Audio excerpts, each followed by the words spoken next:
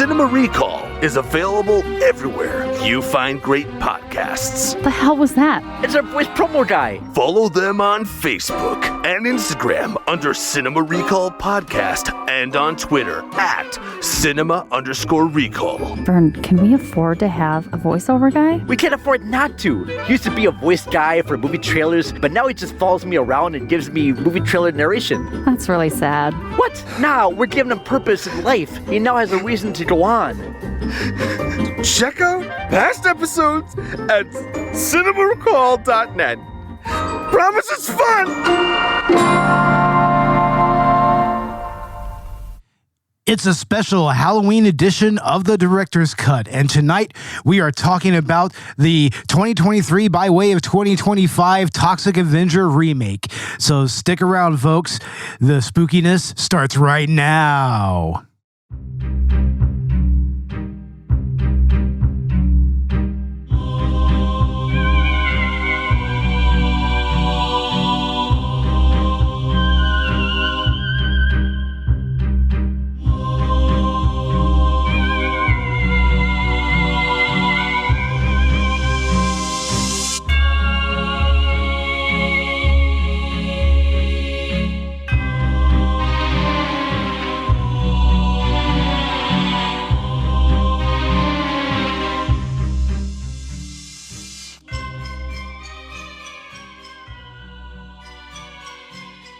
Welcome to a special post-Halloween edition of Collateral Cinema Director's Cut. I'm Bo Maddox. And I'm Ashley Chancellor. And we are podcasting straight from somewhere in the spookiest part of South Texas.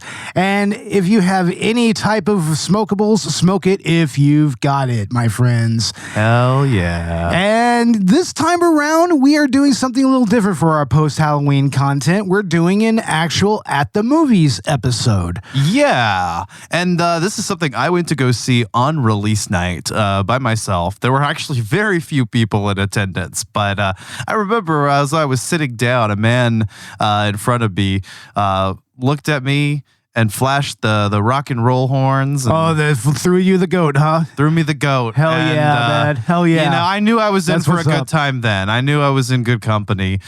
All three parties of us in that movie theater. But yeah, this is the Toxic Avenger, and I'm really excited to talk about this one.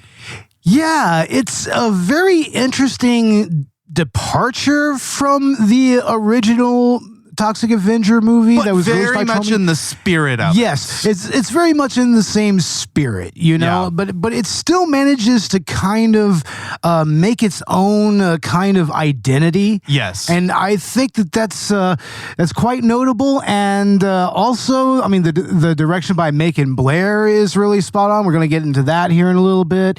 And of course, this is starring Peter Dinklage. We have Elijah Wood. We have Kevin Bacon. We have Jason Tremblay.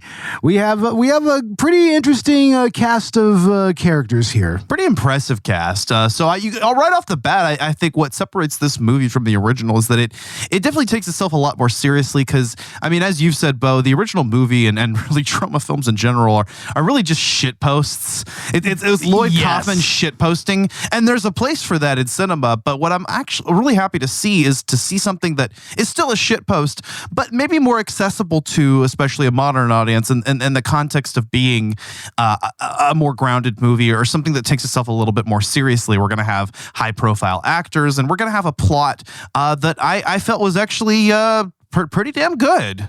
Pretty good and pretty timely as well. Definitely. in its themes. You know, like mainly when it comes to health insurance in this country. And everything. And chuds. There's a whole social commentary on that.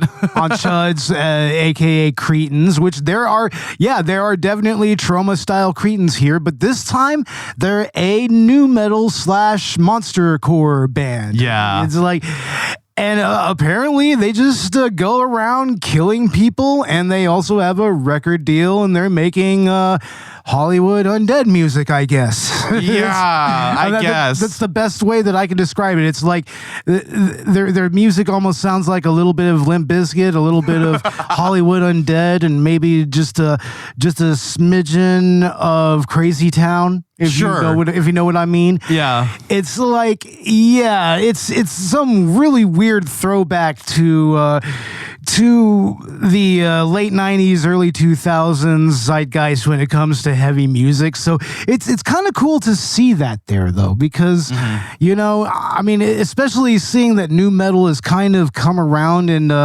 kind of gained some popularity with the younger Gen Z crowd and whatnot. Sure, yeah. It's like, I mean, it's kind of cool to see that and everything here. Yeah, no kidding. One of the scenes that really stands out to me, though, and really shows off is the diner scene, which actually feels like it was lifted out of the original. A lot of the pieces are still there, right down to a blind woman being there and a threat to cornhole her. Yeah, the thing is, I remember in the original one, they actually went through with assaulting her. Yeah, this one, it kind of not in this one.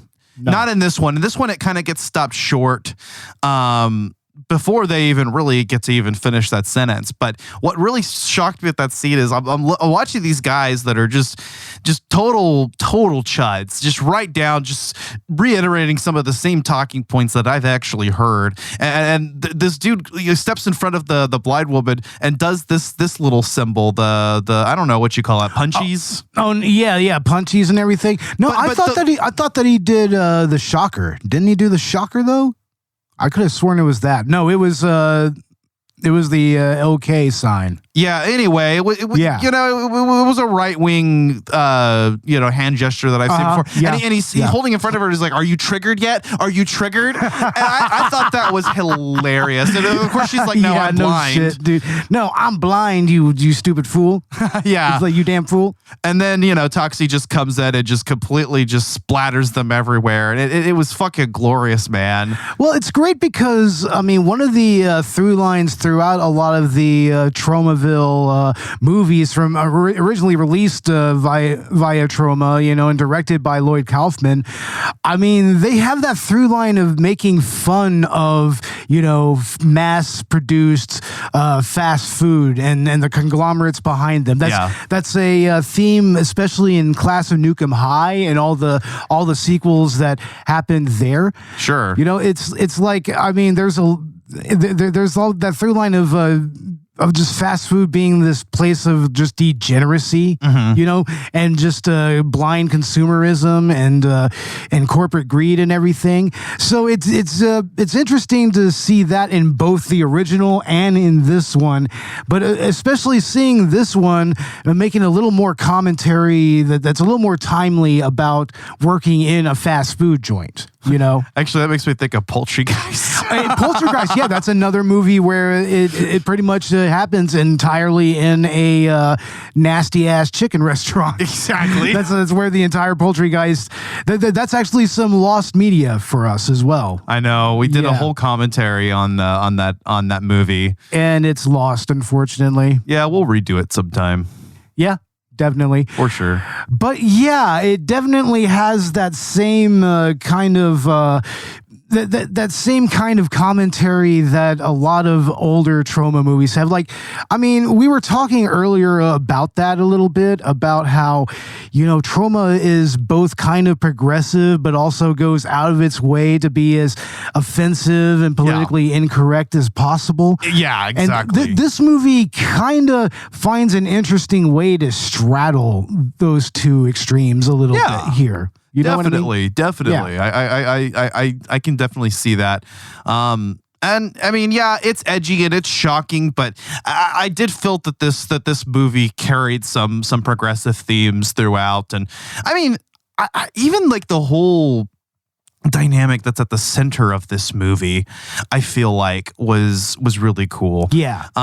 Because I mean, instead of being a love story, the central relationship here is actually between father and son. Well, but actually stepfather and stepson, not even because they never married. Stepson.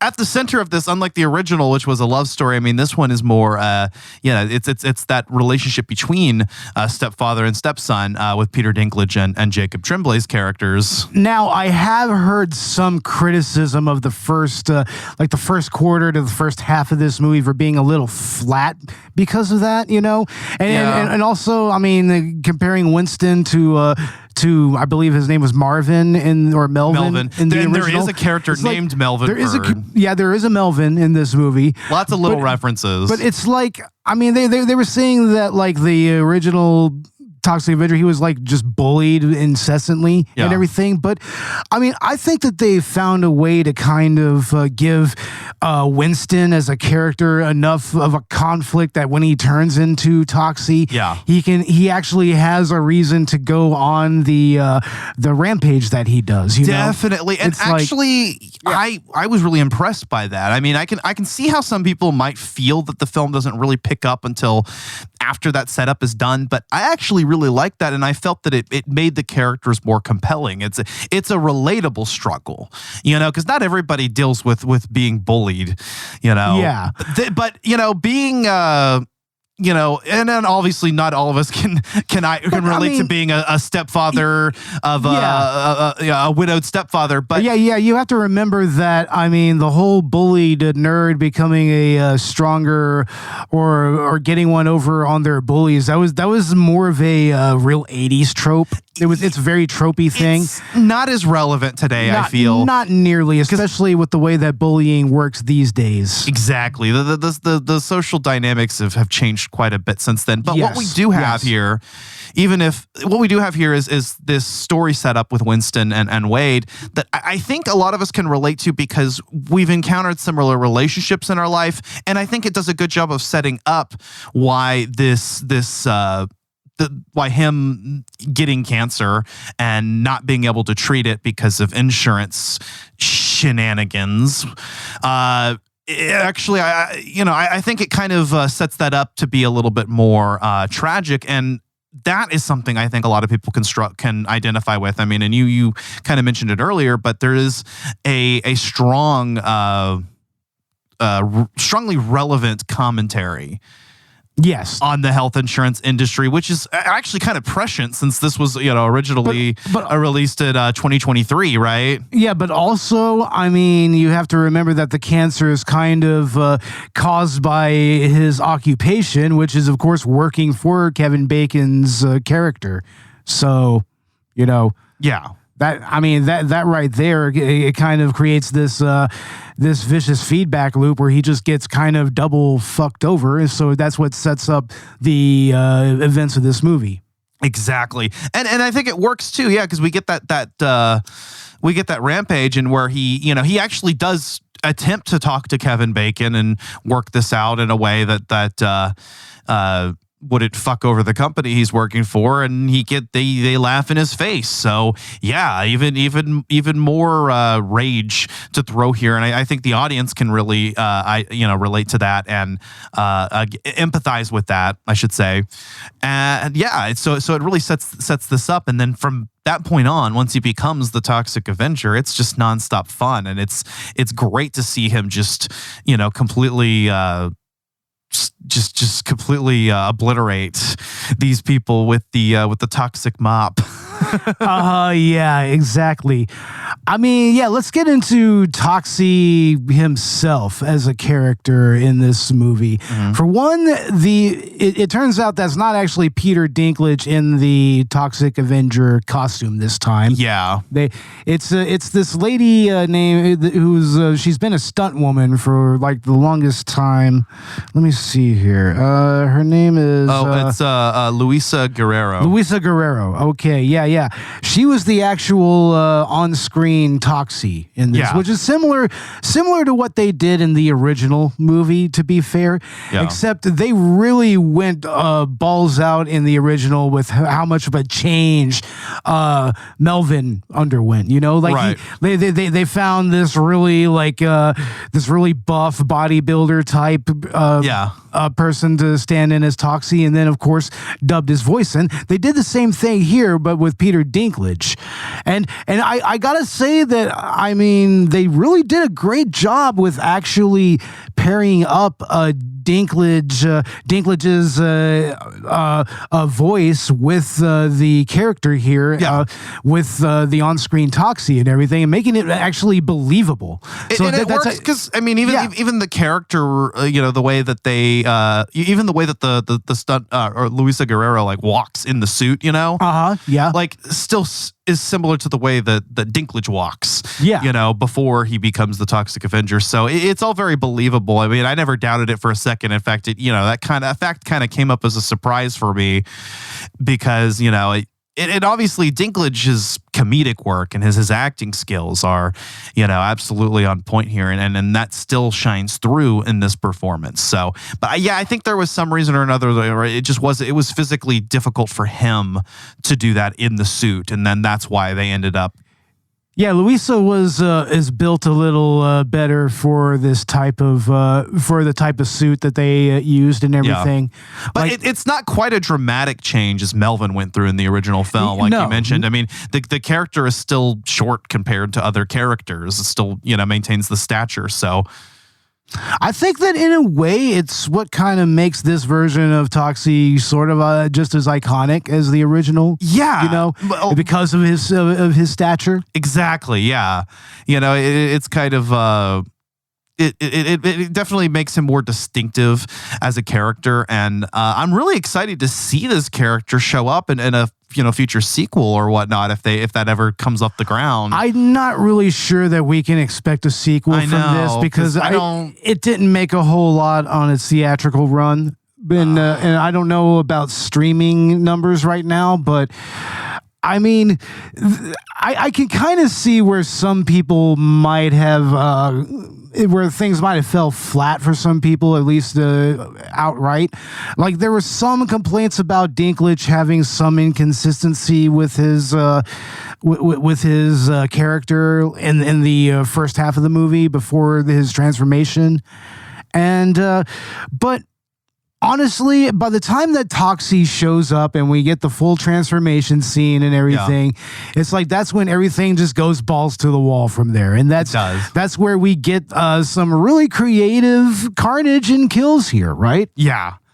Yeah, really. I mean, right off the bat, just rips a dude's arm off without even trying to.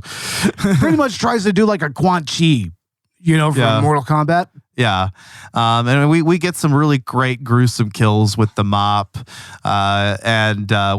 kind of is like a lance, I guess. Well, it's been dipped in the toxic waste, which turned him. So yeah, it's like a whole weapon now, which is really cool because the original Toxic Avenger, I mean, he just used a mop, but I mean, this is a toxic mop that it can even melt people. It can melt flesh and everything. It can melt flesh. It's like, and I love the way that it just tears through people. It's fucking great. Like in the scene where he goes to the concert with the Cretans and then kills them systematically.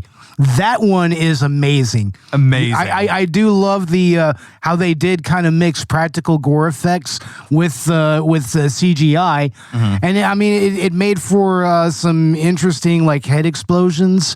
It made for some other scenes of heads just being kind of swiped away, and also being impaled and whatnot. Yeah, it's like, man, there was some great fucking effects, mainly with the practical effects. Like, Yeah, I mean, it all looked really good to me. I believed it, but it also had that like cheesy quality that you would come to expect out of a trauma film, while still showing the budget that was spent on this. what it kind of reminded me of a little bit was like a Tokyo Gore film, like Tokyo Gore Police. Okay. Or Machine Girl. That's what the gore kind of reminded me of. And those are movies that are notorious for kind of mixing practical effects and CGI effects when it comes to their gore and everything. So it kind of had that kind of effect to me. Sure, yeah.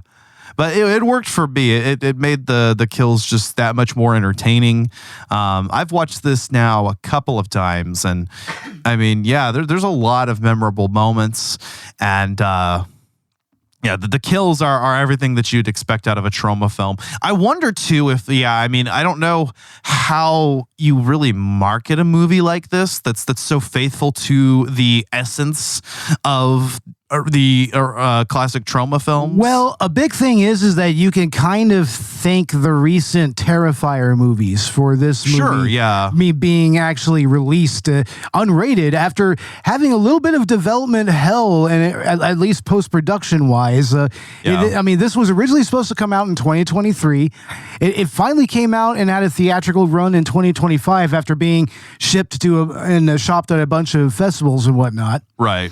And I guess that, I mean, since the Terrifier 2 and Terrifier 3 were so successful and they were unrated, they just went ahead and took a gamble on this movie and just said, no, fuck it, we're just going to release this unrated and we'll see how it goes. And I mean, I will say the showing that I went to, it had a good little crowd there. Yeah, okay. To be honest, it's like, I mean, in San Antonio, I mean, people like their freaky underground cinema there. So sure. So it's kind of it's kind of not surprising that San Antonio would show up for something like that. Yeah, you know. Yeah, I don't know. The theater that I go to in Houston is actually. I noticed that there's a lot of times there's not a lot of people there. It kind of just depends on what it is and what's going on. But I think I saw this during like a weekday night or something. So yeah.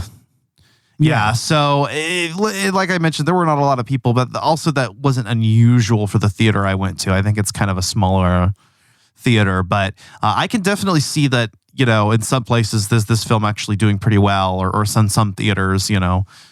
I don't think that it was really released to a whole lot of theaters, but just enough to give it a push. I don't really think that it made its budget back. Let me see here. That's the thing, yeah, because you're gonna have a budget to hire, you know, actors like Elijah Wood, Kevin Bacon, and Peter Dinklage.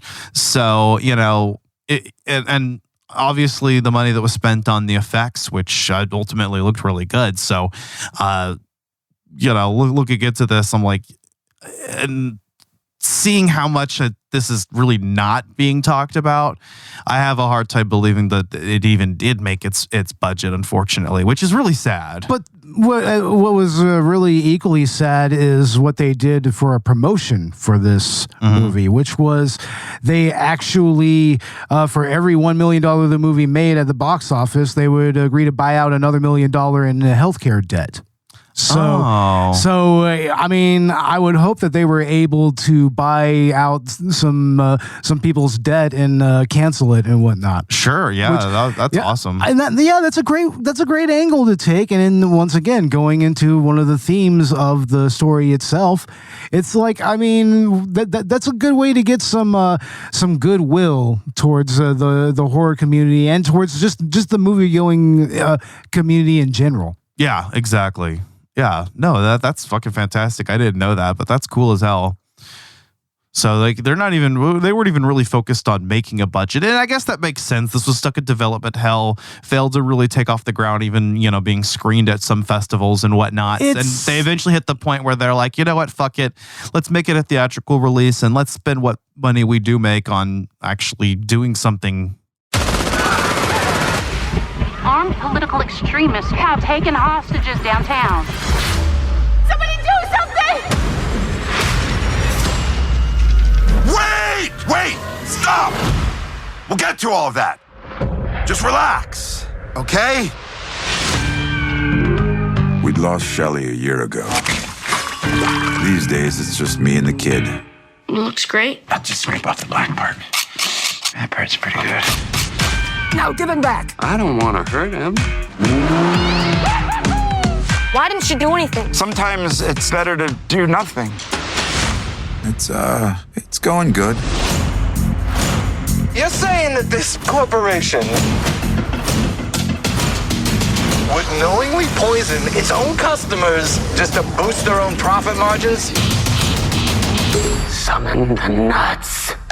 Okay, summoning the nuts. I didn't want any of this.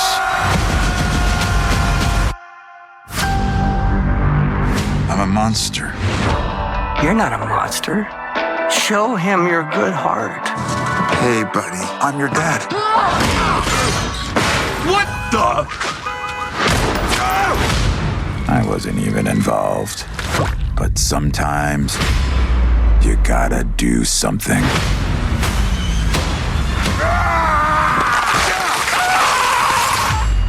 Who the fuck are you? Just some dude with a mouth! I'm screaming the pain, holding hands at the How does it feel to be a hero? A simple melody. Do you realize what's at stake here? Everything! Find him, bring him here. There you are. Only the good things in life, that's all that matters. That was just self-defense. You haven't killed anyone else, have you? See, when you say, self-defense, Only the good things.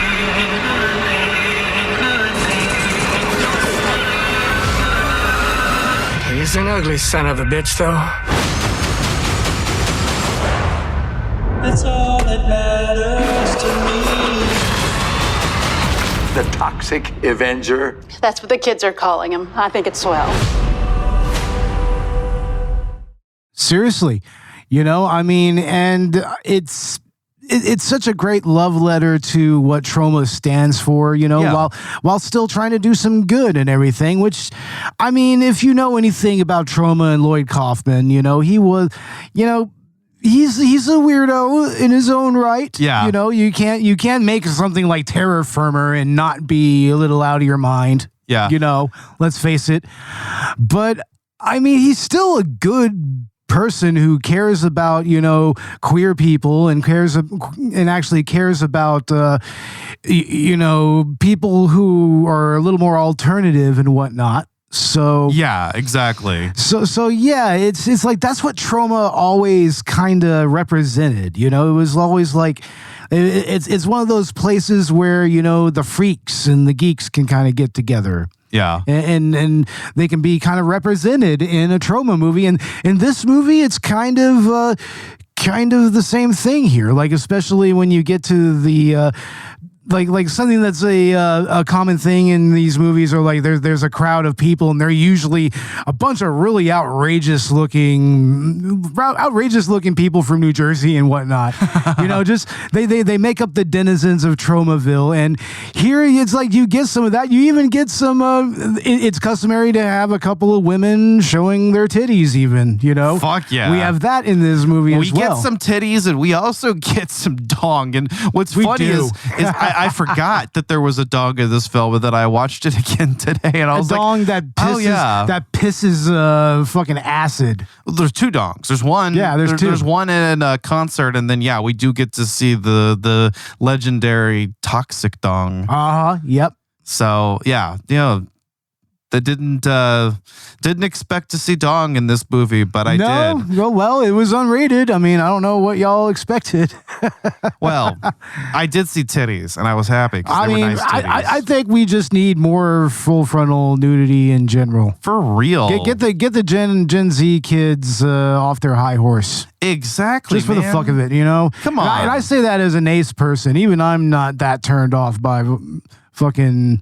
Now let's bring back the gratuitous nudity from the 80s slasher movies, please. Sure, and why splatter not? movies. It's just part of the mystique. Exactly. You know what I mean? Exactly. And in trauma movies, it's something that you just kind of have to have. Yeah, it's part of it. And that's the thing is I wonder how well this film marketed itself to people that aren't really familiar with trauma or those kinds of films, splatter films, exploitation films even, like I wonder, how this really resonated with someone who has no experience with that whatsoever. Well, it came to watch a movie at the theater. I mean, it is unrated, so coming in, I guess you had to expect. Well, I mean, it's probably going to be the same type of people that went to see Terrifier. And whatnot. Right, exactly. But I mean, also, it's very much a movie that's just kind of for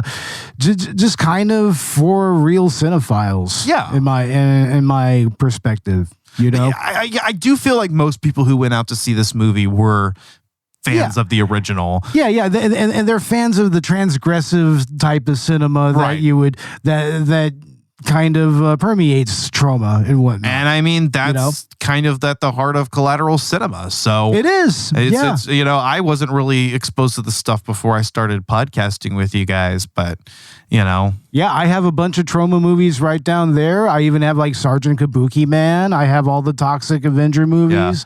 Some of the Nukem High movies. I have those. I've seen quite a few of those. I've seen the original Toxic Avenger. I haven't seen any of the sequels actually. You should check out the sequels. They're actually pretty rowdy. I'm not gonna lie. They take the character into some interesting places. Well, and I'd be interested to see how many references to the sequels were in this new movie that I might have missed. Because, I mean, I caught some of the references to the first film. Yeah. Oh, yeah. There's all kinds of references to the original. Actually, there's some really, really, really fun Easter eggs in this movie. Like, I like how the town is named St. Roma's Village. But, it's still Tromaville. So, but when you look at the sign, it's faded. Some of the letters are faded out, so it spells Tromaville. They do the same thing with Troma Fest later on. Yep. There's a high school called New Chemistry High, so it's New Chem High. That's great. I love that. I fucking love it, man. Amazing. What a way to pay homage while actually kind of placing the story in a somewhat more grounded universe. And it's still the same type of cornball humor that you would get from a Lloyd Kaufman trauma movie. Well, and total cornball shit, and I love it. Here's the thing. Macon Blair was actually the right choice for directing this because according to Lloyd Kaufman himself, he says that he knows trauma better than Kaufman does. And he's watched all that. He's a super fan and he's well. And so he's the guy that, and apparently I think Kaufman thought that the script for this movie was better than his own script.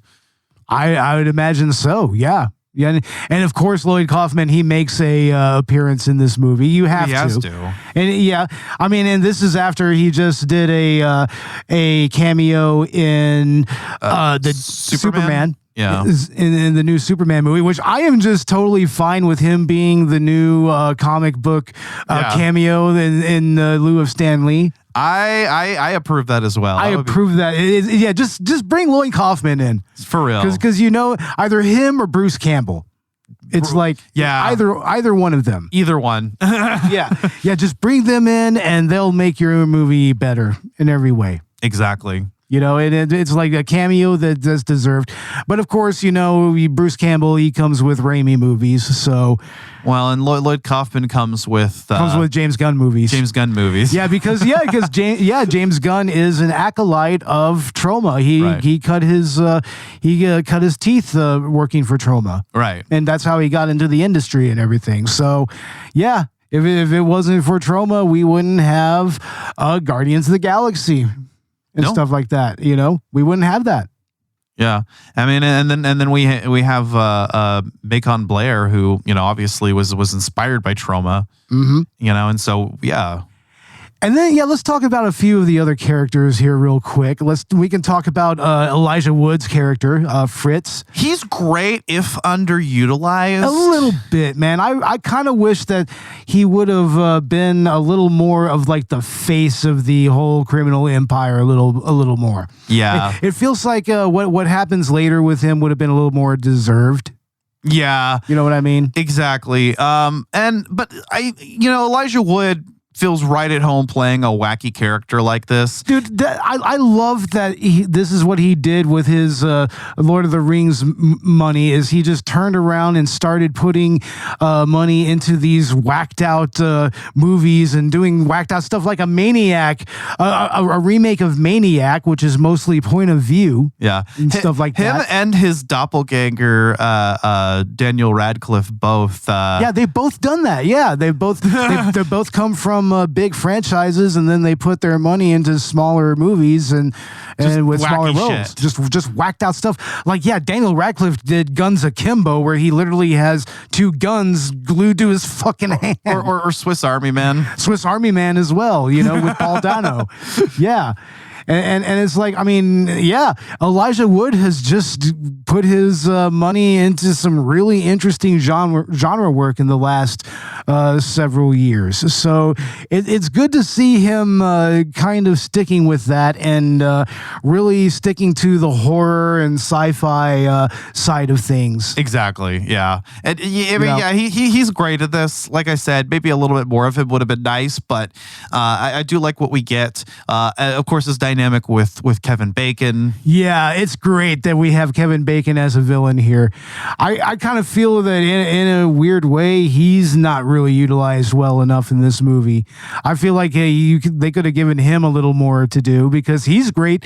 He's great in this movie as well. He's such a bastard, but even he actually has a motivation here and has things at stake, which I think makes his character arc a little bit more compelling. But Kevin Bacon's also, he's also been doing some weird shit lately. I mean, he showed up in the Guardians of the Galaxy holiday special as himself. Yep. Exactly. Because of course he would. Of course he would. That's legendary, though. Kidnapped by the Guardians. It's fucking great. I feel like, okay, this Christmas in some form or fashion, I think we should talk about the Guardians of the Galaxy holiday special. Maybe we at least should watch that together. Maybe we should. You're right. But yeah. Kevin Bacon, he's a lot of fun, just really portrays this total bastard, and again, prescient. I mean, yes, very much. As a CEO of a CEO, it's like I guess Luigi intensifies. Fucking A. Yeah, man. See, now I want to go see Meebs with Luigi partnering up with Toxie. All right, with Dinklage's Toxie. That would be fucking awesome. That would be fucking badass. Honestly, you're not wrong, man. Hell yeah. Yeah, this movie is so fun. Who else we got? I mean, I thought the kid, Jacob Tremblay, he was pretty all right. Yeah, he did his part well. I don't think that he was really a lot of his acting fell a little weird here, I think. It feels like a kid actor to me, really. I mean, I don't know. He was kind of. But then again, there have been some really great kid actors like It. Then you have the female companion, the activist girl who's trying to take on the mega corporation. Yeah, JJ. Yeah, I thought that was a really cool character because it's someone who's trying to stick it to the man. I really thought that the actress was kind of not really that good, though. The character was cool. The actress was very flat. All right to me. I didn't really feel anything for the performance, so to speak. She was too flat. She was a little too flat for me. And that's fair enough. Yeah, no. But I think as far as like the way that the character is written and the way that she interacts with Toxie was fun. They could have done a little bit more with it, but it really wasn't the focal point of the movie. Like I mentioned, I mean, the underlying relationship is between Winston and Wade. So yeah, that's really where it's at. Yeah. But I mean, they kind of have a fun vibe together, especially in the third act. Yeah, exactly. And also the way that she actually comes across him, out and about and everything. Yeah. And trying to actually infiltrate the Kevin Bacon's corporation and everything. Yeah. I liked his interactions with the old man. Oh, yeah, that's great. that shit is fucking amazing. Dude, okay, that archetype, okay, that exists here in Lake Hills. No, you're not wrong. You're not wrong at all, man. It's like, yeah, that's definitely somewhere out there. He's like, who told you I was a doctor? Yeah, no kidding. And that is, of course, Macon Blair himself playing that role. That was Macon Blair. Yeah, that was Macon Blair playing. I didn't know that. Okay. Man. Yeah. No, that's him. So I mean, he knows exactly what role he's playing and how to play it and everything. Awesome. I love it. So yeah. We also have the director making a appearance in this movie, just like Lloyd Kaufman did back in the day. It's kind of expected if you think about it. I mean, how are you going to do a trauma film and not show up in your own movie, right? Yeah, you kind of have to. Right? Yeah. Yeah. And you also have to give Lloyd Kaufman a cameo. Exactly. Now, before we get to our final thoughts, there's just one more thing. And this is the one thing where I am going to spoil because I'm so fucking mystified. Well, I'm going to light spoil it. Okay. What was up with the cretin with the chicken head? What the fuck was that? What the fuck was that? My mom walked in on that scene and she was like, oh my God, dude, I audibly in the theater when I saw that, I literally just said, what the fuck? I like how that's the thing that JJ gags at and not any of the gratuitous violence. I know, right? It's like just looking at that, it's just like, whoa, dude. But it's once again something that would absolutely fit in a trauma movie because it's unexpected. It's unexpected and it's done with practical effects, which makes it even creepier. Yeah. So it's like, and it's gross in an unexpected way. Very unexpected way because you're just like, well, wait a minute. Yeah. No. This thing is what is this thing? I mean, I'm just like, what the fuck? Yeah, what the fuck was up with the chicken head, dude? I don't know, man. Like, I mean, just what was up with that whole entire new metal band period? I know. It's like all the worst elements of Hollywood Undead and and Slipknot and Limp Bizkit and Snot. And you get the guy hopping out of the car and he's just flipping the entire time as he's walking out of the car, and then as he's walking back in. His whole thing is to just be the dancer. Yeah, so he's just flipping constantly. I guess it's like the dude from the Mighty Mighty Boss Tones, who all he did was just skank the entire time. So I guess that was his thing. He was supposed to just break dance. Yeah. Yeah, but no, he was fucking out there, man. I love that. But I just love that they kind of have that that throwback to new metal, you know? Because, I mean, new metal is kind of having its day in the sun again. You know, a lot of the younger people are kind of gravitating towards it for many different reasons. So, and that was the metal that I got into when I was younger, getting out of punk and everything. And it's what eventually got me into even heavier music. So, yeah, it was good to kind of see that sort of thing represented here. Sure, yeah. But anyway, let's go ahead and get into final thoughts now. You know, I think that's about as much as we can get into without spoilers. So, sure. We'll go ahead and start with you. Okay, well, I'm going to go ahead and say I think The Toxic Avenger is the most fun I've had in a theater this year. It really is, man. This was an absolute blast. I think it's a film that manages to, again, capture the spirit of the original while also creating its own identity. And it's sad that it's not likely that we'll see more of this, but whatever Macon Blair does next, whatever he's attached to, I'm going to check that out because this was really good. And yeah, I think this will be a fun film to pick up at some point. I think it's already available to buy and rent, actually. So, and it is also available to stream as well. What is it streaming on? Paramount, I believe. Paramount. Okay. Yeah. Badass. So yeah, go check this film out, please. Yeah, and spread the word, because especially if you're a fan of trauma films or exploitation films, splatter films, you should definitely check this out and tell your friends about it. And go watch the original, or go watch some trauma films as well. It's a great time. You can get high and just have a fucking day with it. Absolutely. Yeah, that's what I did when I went to see it, man. I went and had a vegan pizza at MOD, and then I went to the theater, just chilled out for a little while before it started the show and everything. And yeah, man, it was a fun time, and like I said, there was actually a good little crowd in the theater. Now, I will say it's like, we need more movies like what Troma does and what this movie does. We need more shitpost movies. For real. Like, we need shitpost movies both in the Troma sense and in the Tom Green sense.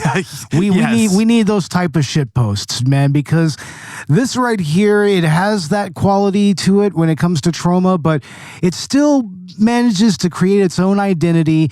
I mean, Macon Blair, he does have a very different approach to cinematography and to acting and to directing and whatnot. He has a different approach than Lloyd Kaufman does, you know. But I mean, I was actually very impressed with how fun it was. I will say that there's some pacing issues, especially with the beginning of the movie, I feel. Okay. There's some pacing issues, but once you get into Toxie and once you actually start getting into his rampage and also his conflict with Kevin Bacon and company, that's when the movie actually gets into gear, and you're gonna just be having a blast by that point. But for some people, it might kind of drag a little bit at first. But just bear with it and just kind of keep in mind what Troma movies are all about, and you'll have a great time with this. Hell yeah. Yeah. Well, yeah, that is our post-Halloween edition of the Director's Cut, focusing on the Toxic Avenger.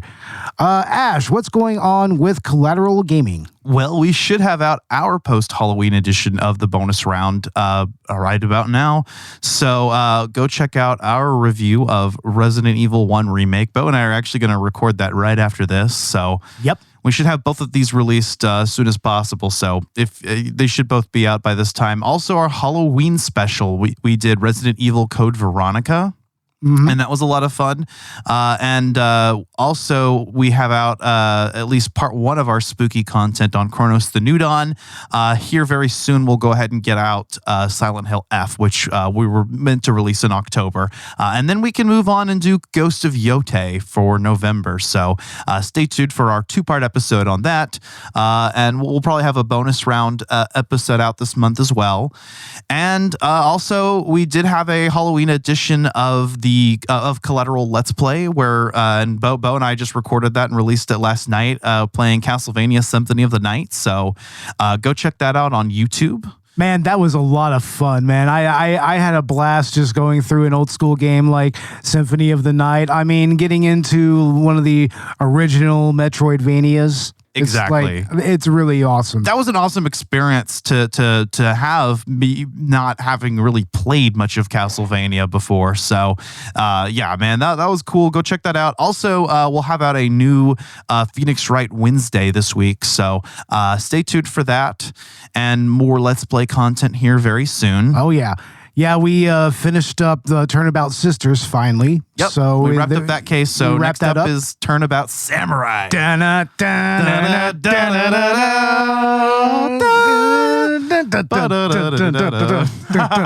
my God, I'm so hyped. I love that fucking case. I love it so much.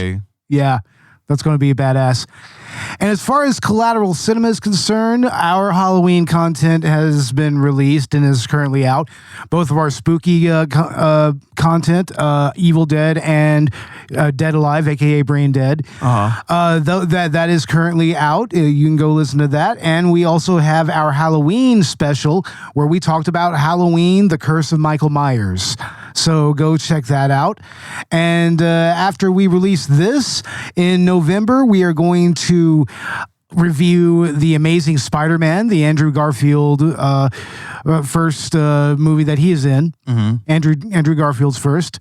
And then later, we're going to be joined by Craig from Reading Between the Reels and Meg from Collateral Gaming, and we are going to talk about Lara Croft Tomb Raider, the Angelina Jolie classic. Fuck yeah. I mean, that's going to be a lot of fun because I remember when we when me and my buddy Joey, we first got the DVD for that and watched that. Like, we rented it. Yeah. It was a lot of fun. No, it's a fun film from my childhood. That's why I suggested it. Both that and The Amazing Spider-Man were my picks this season. So, and we'll be doing them during my birthday month of November as I'm turning 30. Hell yeah. And I guess that Tomb Raider can kind of be an unofficial Thanksgiving episode as well. It can be. So yeah.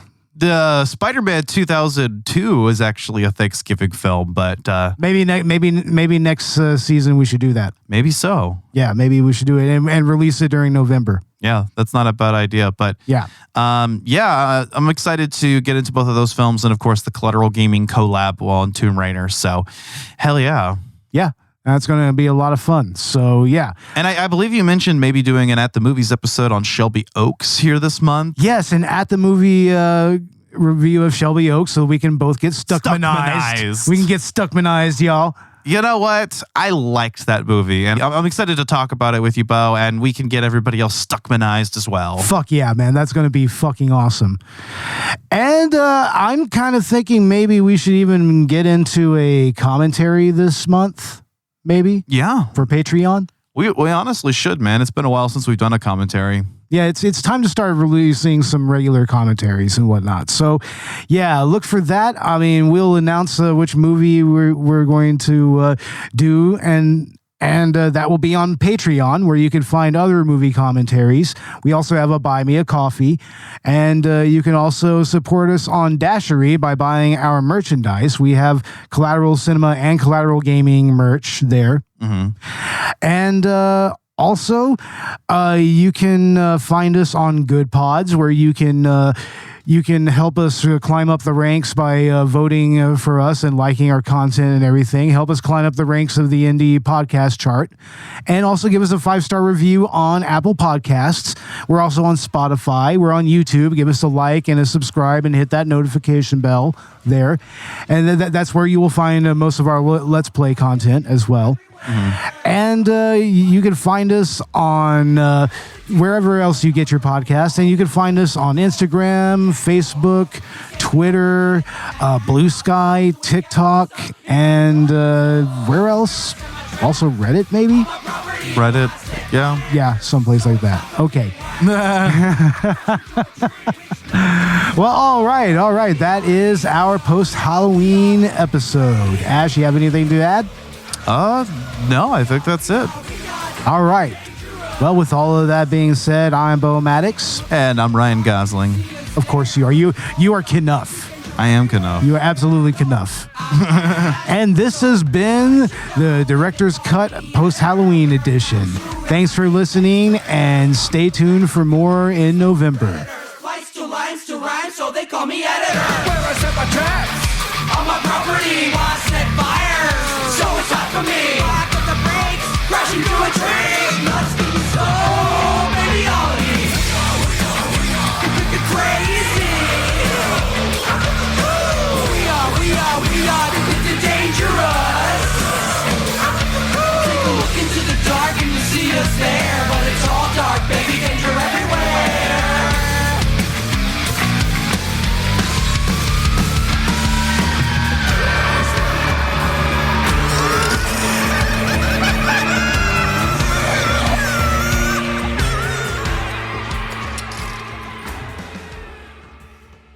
Collateral Cinema is a Collateral Media podcast. All music and movie clips are owned by the respective creators and are used for educational purposes only. Please don't sue us. We're poor.